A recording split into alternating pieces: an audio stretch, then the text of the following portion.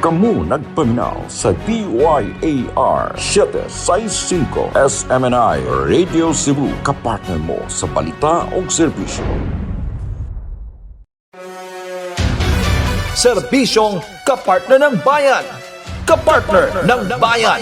Ania ang tulumanong mo paila sa lain-laing ahensya, organisasyon, personalidad o individual nga andamugahin sa ilang serbisyong kapartner ng bayan. Atong sayron ang mataglaka nga nabuhat na ug angay pang buhaton alang sa ikauswag sa matag komunidad ug sa nasud sa kinatibuk-an. Serbisyong kapartner ng bayan. Ania na ang atong kapartner nga makauban karon.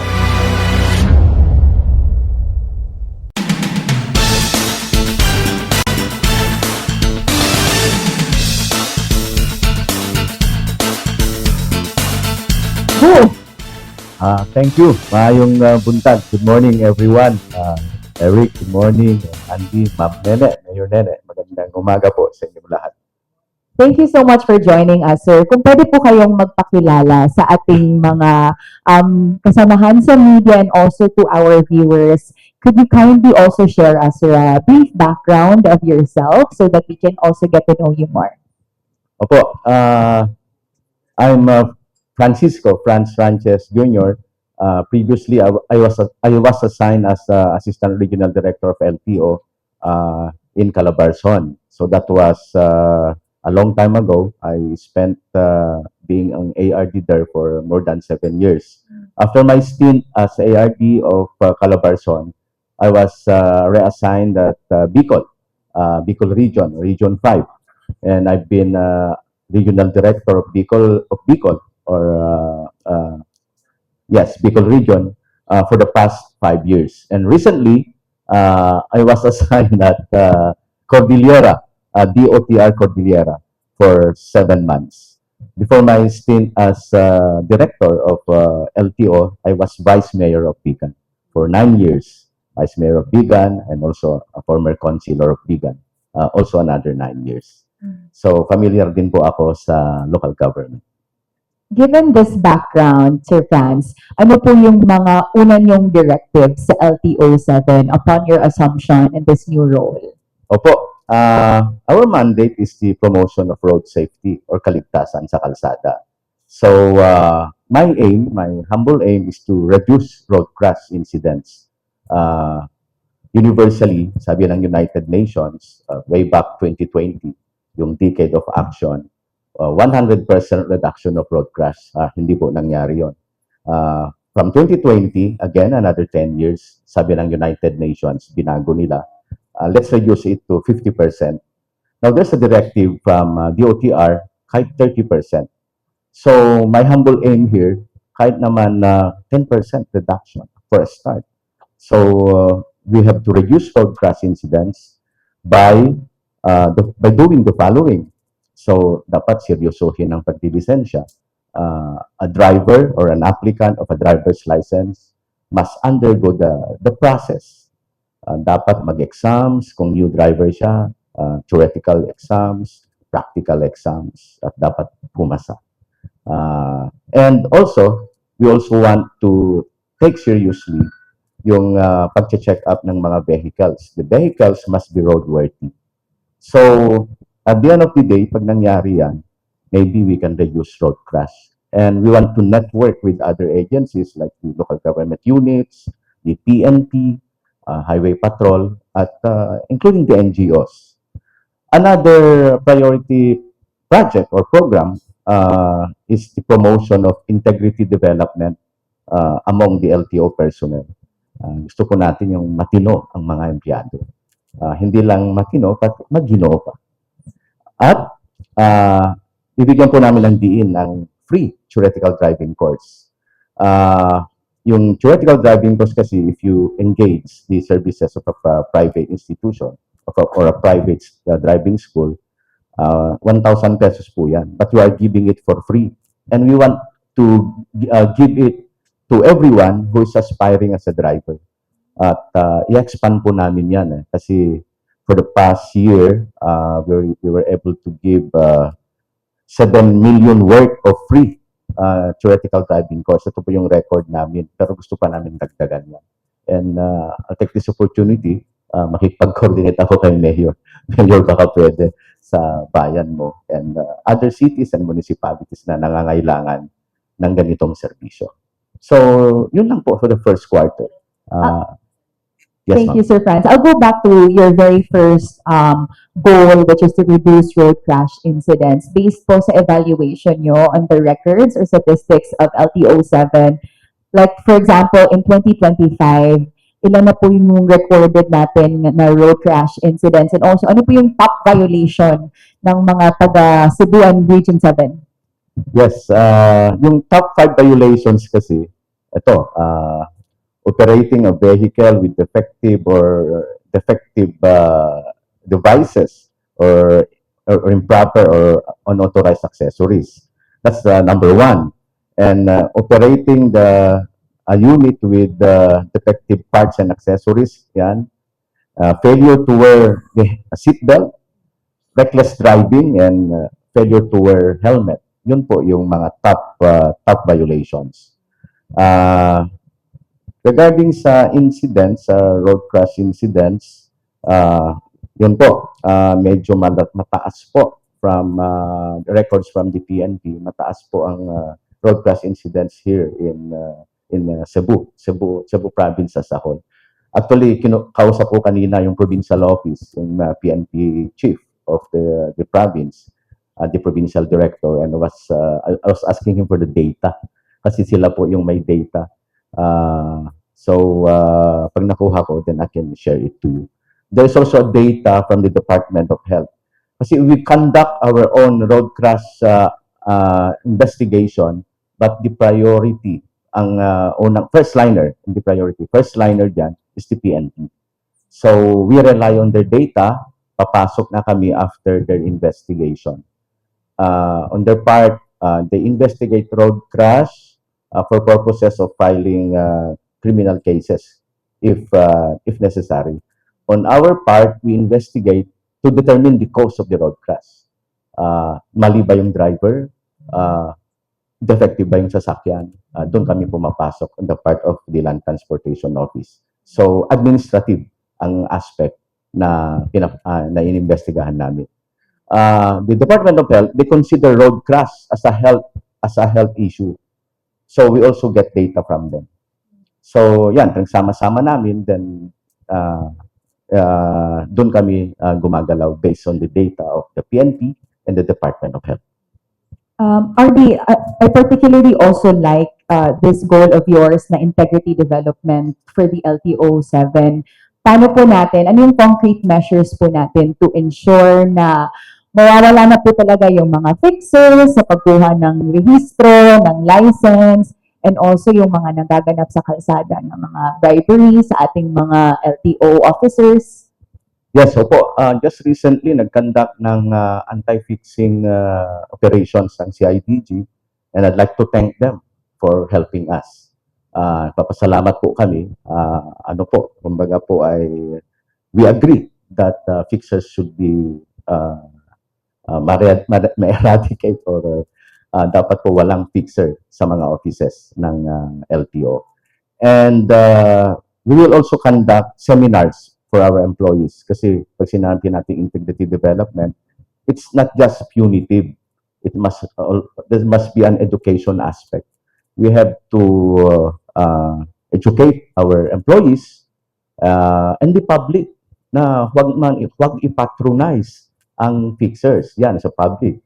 And on the part of our employees, magkakandak po kami ng trainings and seminars. Integrity development trainings, seminars, we will engage the Civil Service at Civil Service Commission at other agencies po na tumutulong dito.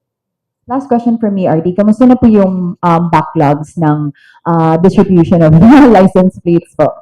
Opo, itong backlogs, let's clarify, 2017 below motorcycles. May tinatawag po kaming cascading. Generally, meron na pong plaka. Okay, yung cascading, paglabas sa kasa, may registro na at dapat may plaka na. Okay, yung cascading po yun, tuloy-tuloy. New vehicles. yung mga vehicles 2017 and below, specifically the motorcycles, may mga backlogs po kami and continuous po yung distribution. Bale, ang backlog po, 487,624. Pero as of January 2026, nakadistribute kami ng 139,644. Mababa po, 28.64% lang ang distribution rate. And during my first meeting with the heads of offices of LTO, sinabi ko na bigyan ng priority ito. Taasan natin yung 28.64%. Kung pwede nga lang, i-50% natin yan, yung plate distribution. And how could we do it? Meron po kaming outreach, yung e-patrol na tinatawag namin. Nagsasama na po sila ng mga plates para ina-announce na available na yung plates ninyo. Another, aside from public information, meron po akong tinatawag na friendly flag down project. The friendly flag down project, if a flag down ka, let's say wala pang plate na bago, to flag down, but walang apprehension na mangyayari.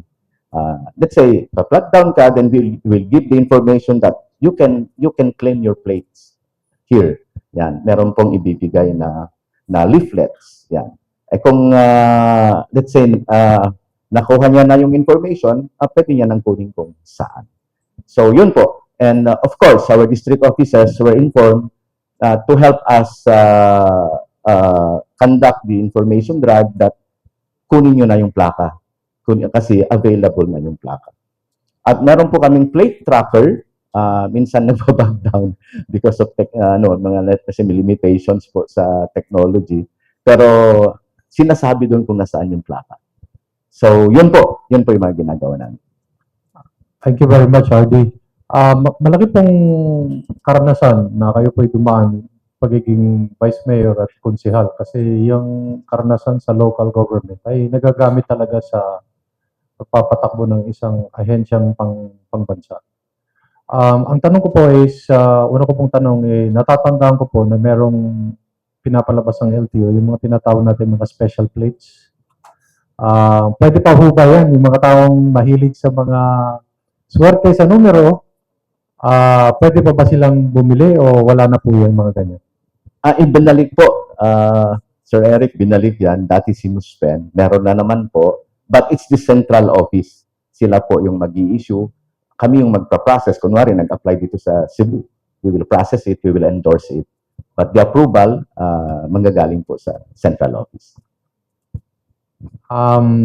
Sunod po dyan yung sa mga commemorative plates. Ano po ang ating reglamento dun sa mga commemorative plates? Suspended na po yung commemorative plates. Wala na po yan.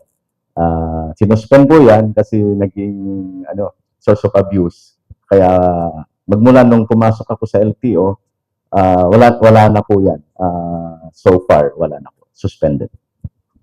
Yung problema po sa plate distribution o paggawa ng plaka po, sa tingin po ninyo bilang dumaan po kayo sa pamamahala sa lokal, hindi ho ba masyadong centralized? Hindi ba mas maganda kung siguro sa norte, meron sa Bigan na naggumagawang contractor para sa mga plate numbers, sa Manila, sa Visayas, tapos sa Mindanao, para po mapabilis yung trabaho. Ano po tingin ninyo? Yeah, that's a good idea.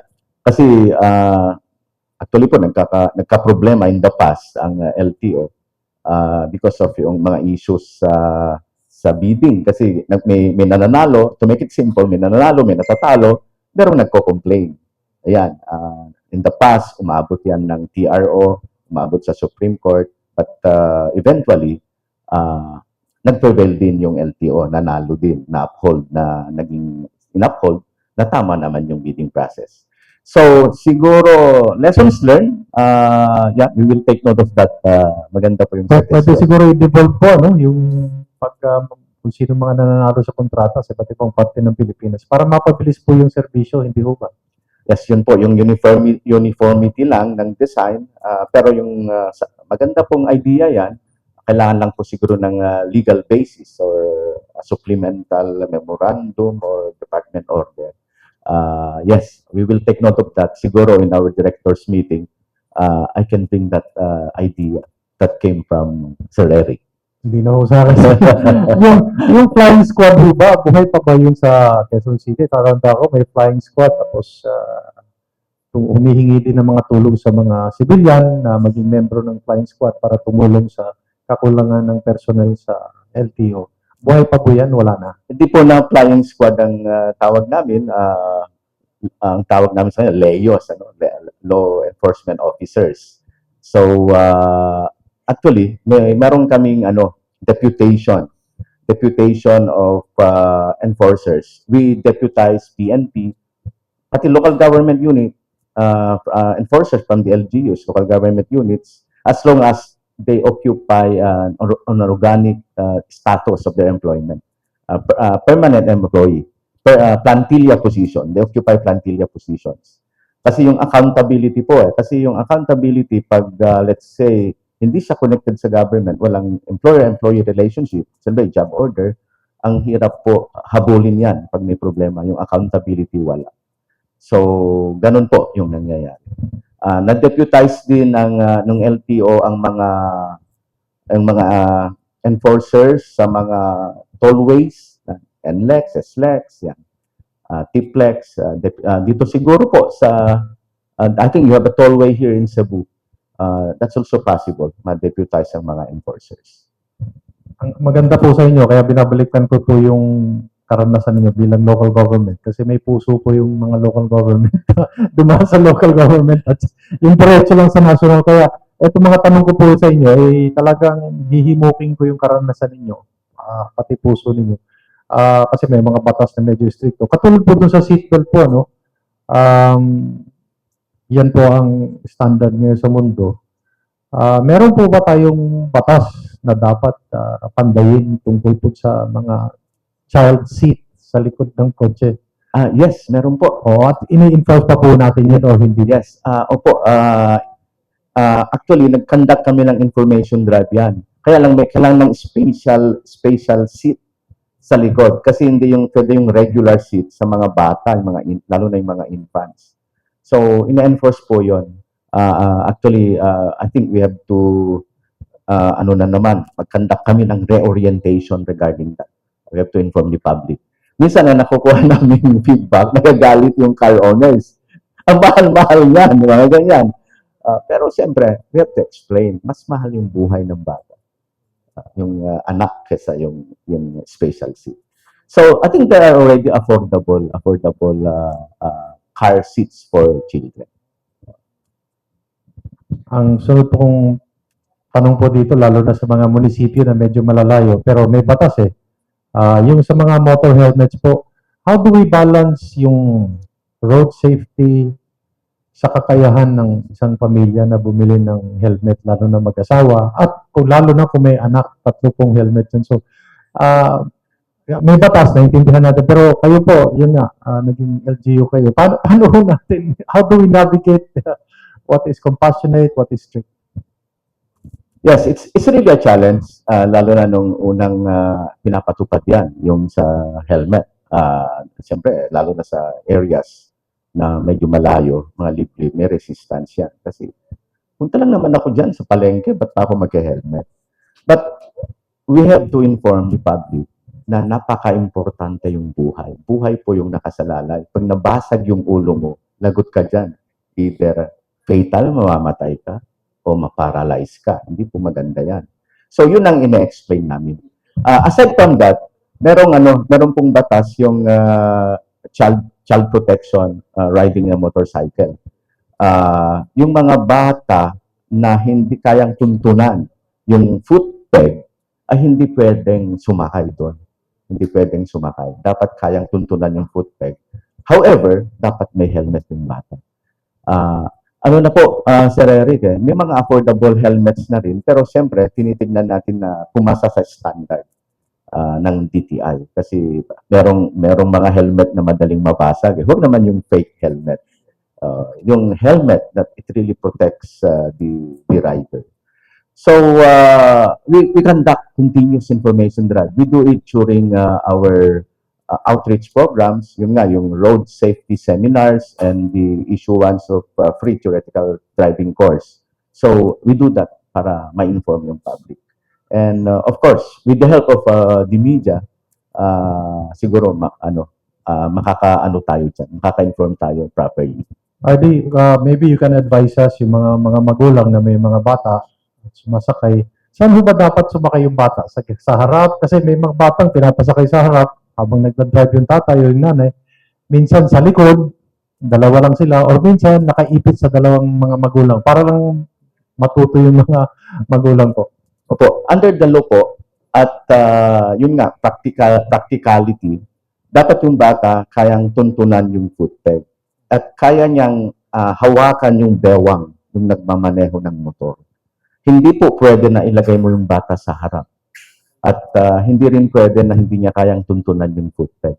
Tapos naka-helmet yung bata, naka-helmet din yung rider or yung mismong motorcycle driver. Yung capacity po ng motorsiklo, hindi po pwede yung tatlo dyan. Hindi po pwede. Hanggang ano lang yan, dalawa lang. Hindi po pwede yung tatlo, minsan apat pa. So, please, let's observe that. Kasi buhay po yung nakataya. Palagi namin sinasabi, huwag kayong magalit sa LTO if we enforce. Because we are trying to protect lives. That is our mandate. Kasi minsan, sabi nila, yung LTO, nandyan na naman.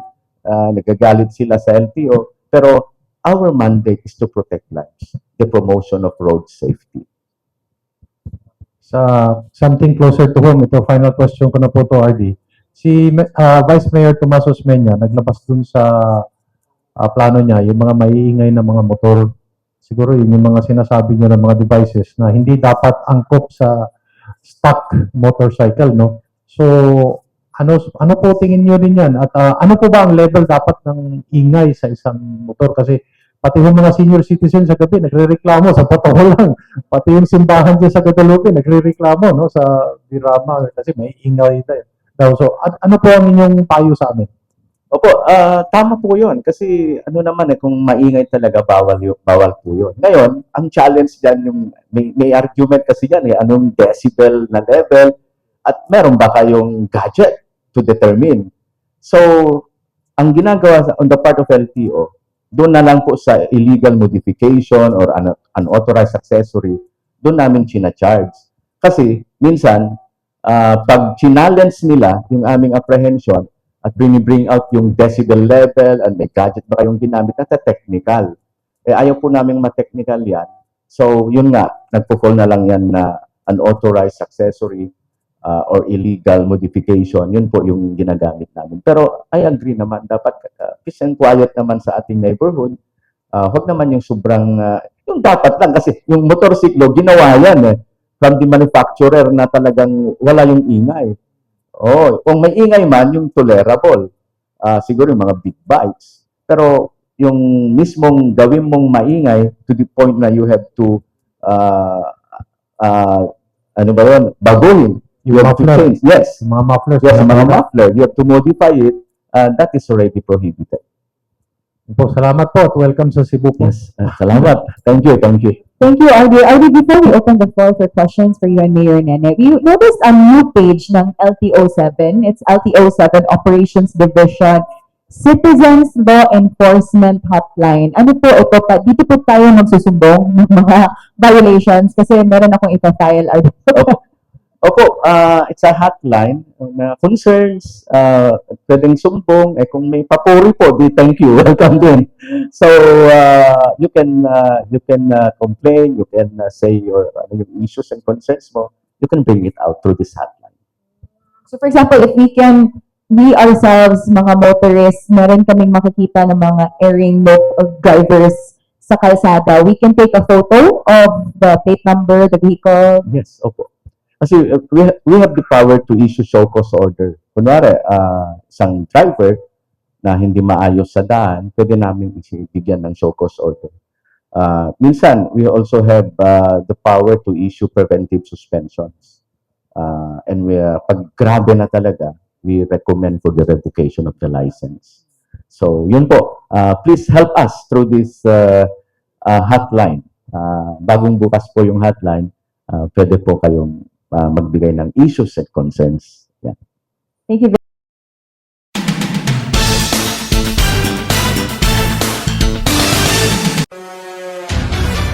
kadto ang tulumanong serbisyong kapartner ng bayan. Ubani kami ninyo sa sunod na higayon, matag Lunes hangtod Biyernes sa susamang oras, 1:00 hangtod 2:00 hapon. Dinhi lamang sa DYAR 765 SMNA Radio Cebu.